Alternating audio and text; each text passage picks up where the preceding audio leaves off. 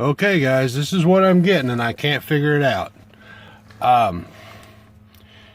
It'll crank up, and just as it goes to start, it'll pop a little bit and it'll shut right off. Here you go, you can give it a listen.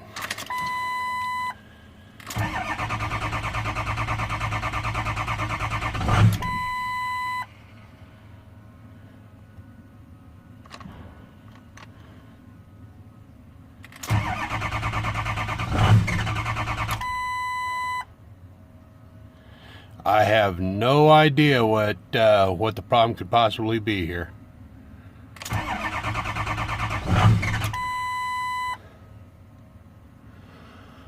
So, anybody's got any suggestions? I'm definitely listening.